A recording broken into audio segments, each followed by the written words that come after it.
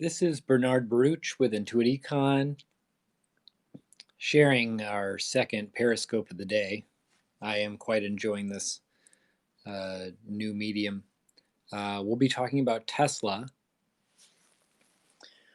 We haven't talked a lot about Tesla this year, which is interesting because Tesla was the only really big trade that we made in 2019.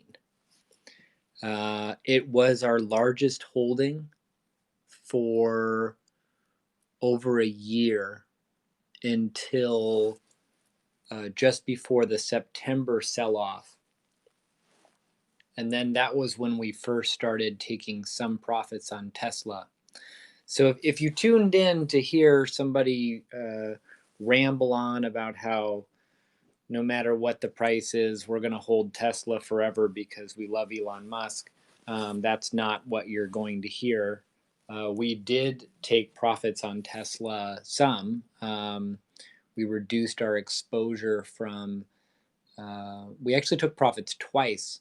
And we kind of had to, in part because we took such a large position. So if you want to see just the level of conviction that we had with this company was pretty amazing. Um, I'd say maybe 30% of the tweets that we did through all of 2019 were really just this one company. And we articulated in great detail why we felt that this company was worth taking such a large position on. Up until Tesla, we had never invested more than 5% of our assets in any one company.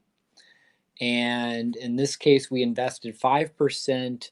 I believe this was in April of 2019. And you can see the tweet that we sent out in late May. I think it was May 29, 2019.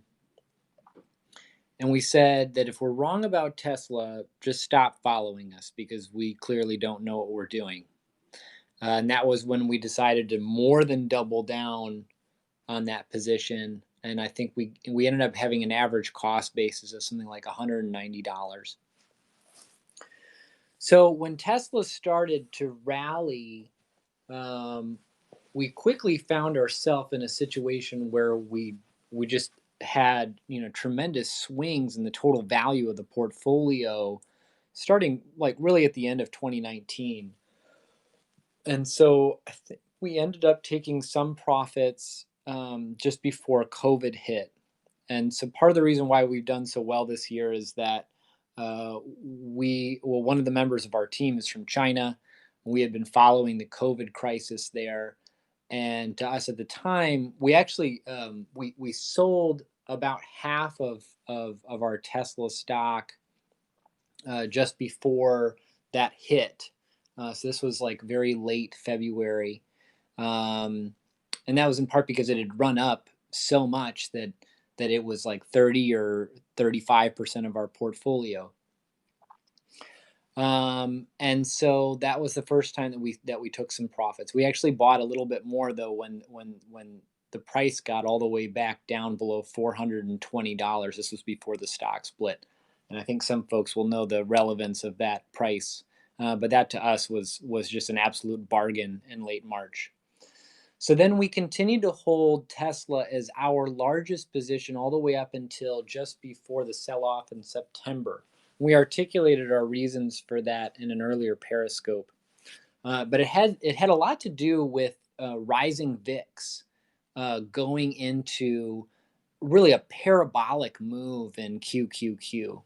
And this parabolic move, as we also articulated earlier, was really driven by retail call option buying. It was just an absolute frenzy. You saw volumes on Tesla call options that actually exceeded that of the stock itself, which to us was clearly an indication that while we still felt that Tesla, the company, was worth more, that near term it was most certainly going to be subject to a potential rather violent sell-off.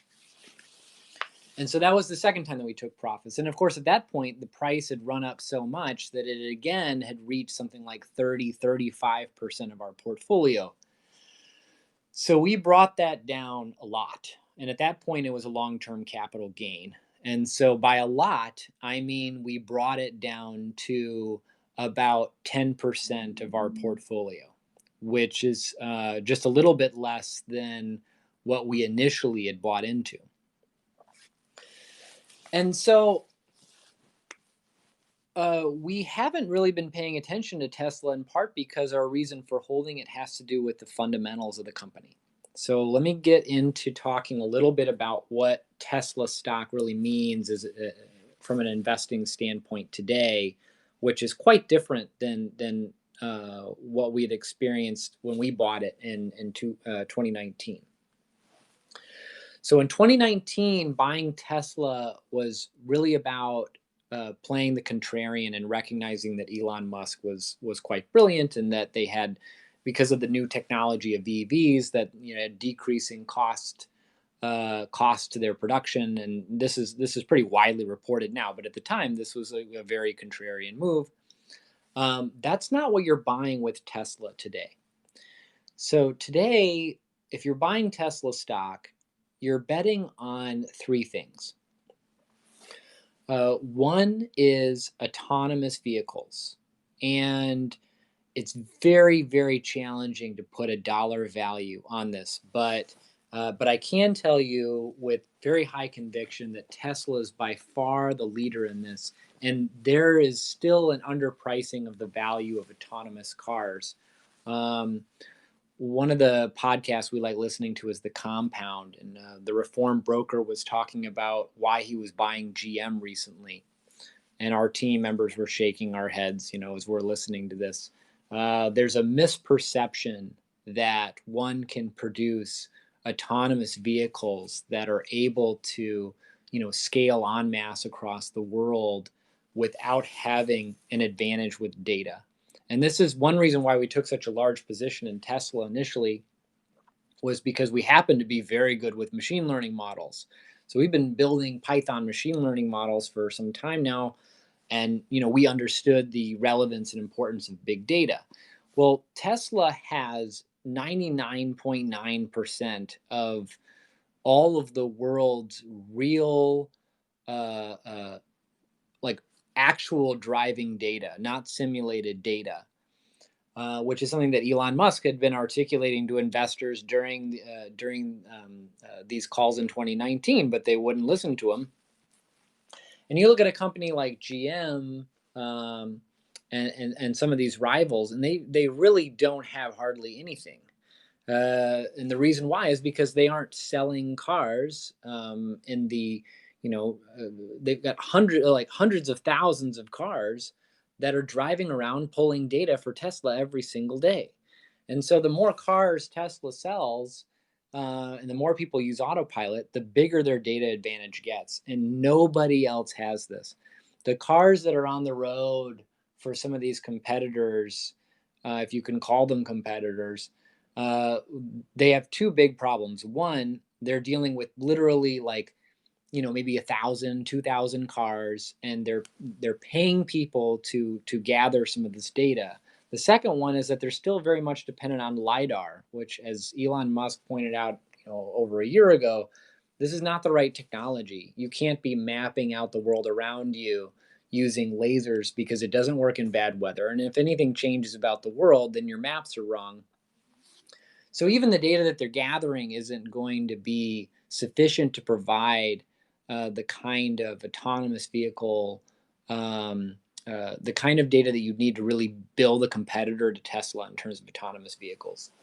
An autonomous vehicle is going to be driving something like 60% of the time, as opposed to the average car today, which I think is driven like 2% of the time. You're going to drop the cost of taxi services by 90% when they're driven by an autonomous driver as opposed to an actual human driver. Putting a dollar value on that is extremely challenging because the dollar value is so large.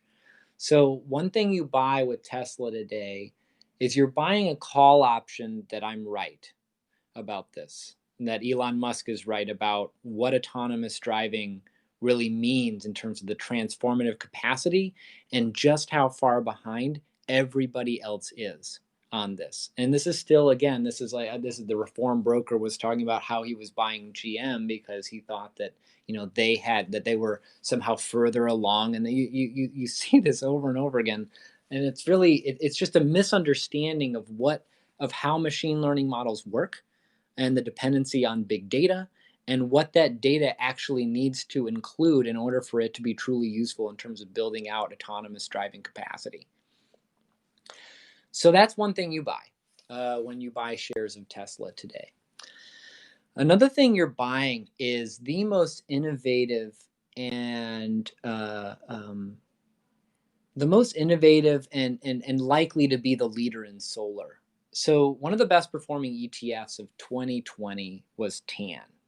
And we owned TAN for a while, but we ended up selling TAN in part because we just have so much Tesla stock that it didn't make a ton of sense for us to also own a bunch of these competitors. But TAN has done incredibly well in 2020. And I want to talk about solar. Let me go back a bit and talking about solar, because this is very, very important to understand the impact that solar is having broadly, but you have to understand the history in order to understand the pricing. So if you look at TAN, this is the solar ETF that's one of the best performing in 2020. It was created, I think, around 2010.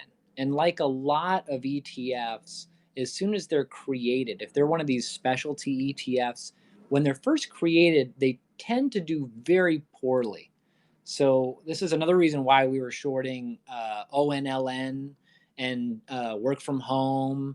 Like some of these ETFs that were created during the pandemic are likely to do very poorly over the next year because they were created in response to investor frenzied demand to get exposure to a particular narrative.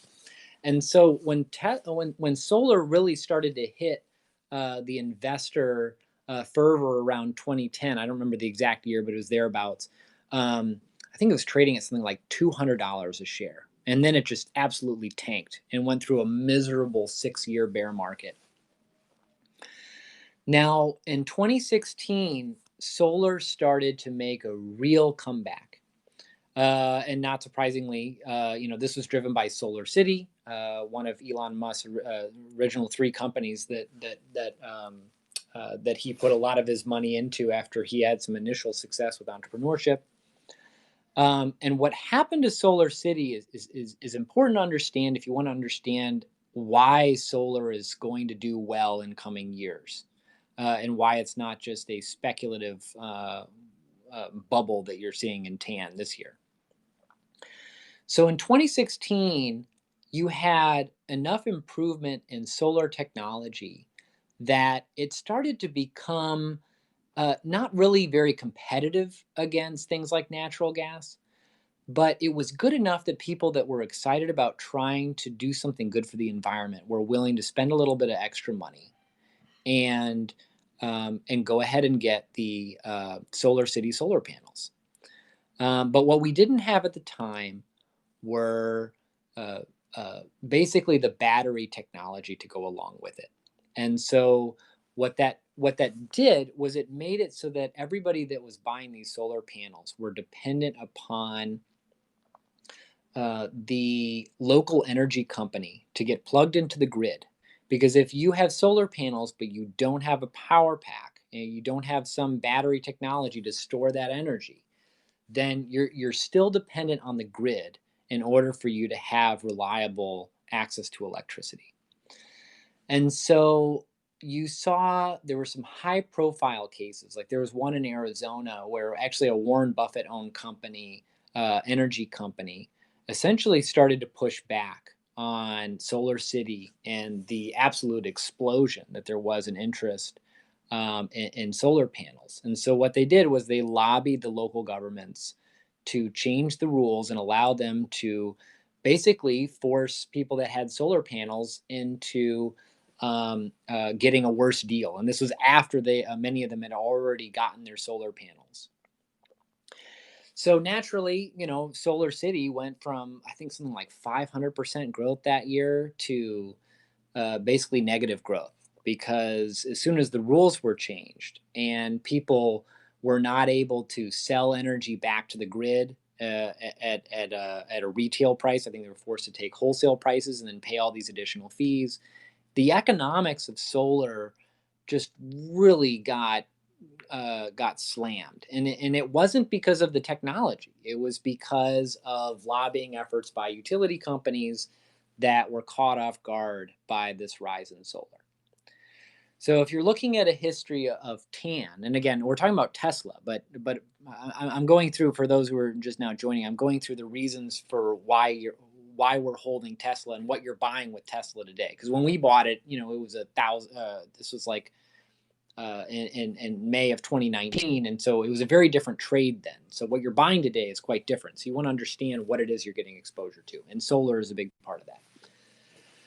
So the rally that we're seeing now, which has surpassed the rally in 2016, is very much sustainable in TAN. And this is going to be a huge tailwind for Tesla in coming years. And the reason comes down to the basic economics of both solar and battery technology. And while this is more widely known now, when we were first sharing this over a year ago, it was like a year and a half ago now, it wasn't well known then. But solar and lithium ion batteries have been decreasing in cost by roughly 15 to 20% a year for at least a decade. And this is quite typical of new technologies. And this is likely to continue. And so there is really no stopping solar energy from eating away at at fossil fuel energy sources for electricity. In fact, we're at a tipping point now where roughly for a third of the United States, it's a no-brainer, where it just doesn't make any sense whatsoever to be investing in fossil fuel technologies as sources for electricity. We're talking even about natural gas, despite the cheaper price, the falling prices of natural gas. And so as we enter into this transition, we are already at the beginning of an S-curve type adoption, where solar energy is going to be at the lead of renewable fuels, and there's no regulation. Even if Donald Trump won and politicians were standing against this, the reality of the economics of this new technology is such that it cannot be stopped. Now, if you're looking at Tesla's position in this market, it's very good. The market capitalization of solar companies in TAN that are trying to drive this adoption is still quite small. We're talking about companies that, even after many of them are up 400% or so in the past year, their market caps are still only like maybe $5-10 billion. Tesla being at $400 billion puts them in a position where they're able to reach economies of scale on their solar technologies that, frankly, these other guys can't compete with. Another thing that's really important in thinking about solar is that you're really talking about, unless you're doing what Tesla's doing, you're really talking about producing a commodity. And on occasion, we'll invest in commodities. So we made very large investments in silver. Part of the reason why we did that actually was because silver is used in over 90% of the world's solar panels, and so part of our bet on solar was actually baked into our very large bet on silver. So we'll make investments in commodities, but going forward, if you're looking, maybe 3-5 years out for solar, you want to be looking at companies that are going to have a competitive advantage, right? Well, enter Tesla. So not only do they have the advantage in terms of economies of scale in a very real and material way, but you're also looking at a fundamentally new product that there's no competitor for this, and that's the solar roof, right? So the solar roof is basically saying, look, why are we putting solar panels on top of an old-fashioned roof?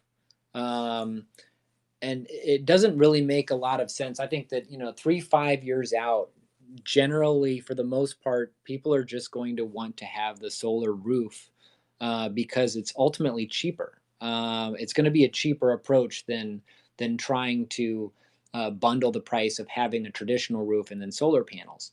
The same applies for why we were betting against car companies that were trying to do hybrid models where they have lithium ion batteries in addition to having an internal combustion engine. It's like there's no way that this business model is going to be competitive if you have to both make an engine and build a battery, right?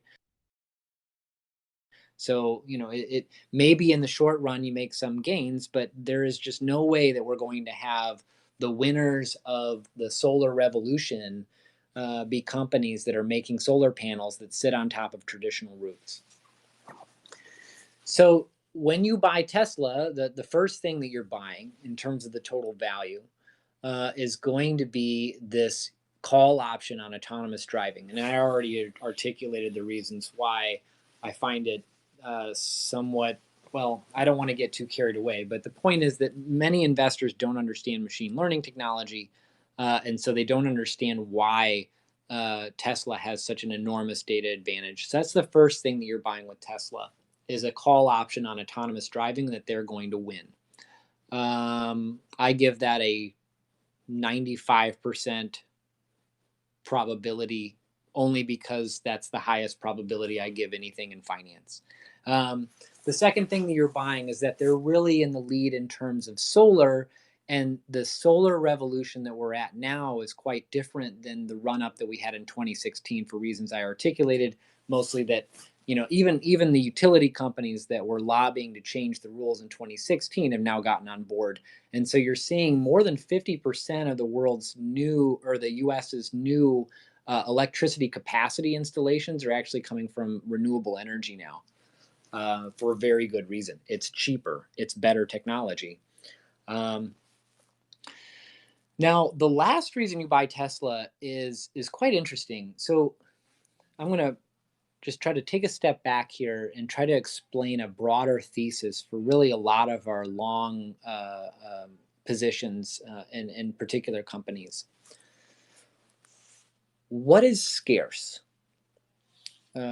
What is scarce today is very different than what has been scarce throughout history. So, for thousands of years, a few thousand years after the dawn of the agricultural revolution, what was really scarce was um, essentially land. Land was one of the most scarce things. Um, and so that was what drove a lot of value. But then, coming into the Industrial Revolution, land wasn't the most scarce thing. What really became scarce was labor. Supporting this new business model that was no longer focused on agriculture. But in the world of zero cost scaling software technologies, we're in a period now where what is scarce is data and also IQ. Those are probably the two most, well, and you could also add attention to that. So data, attention, and IQ.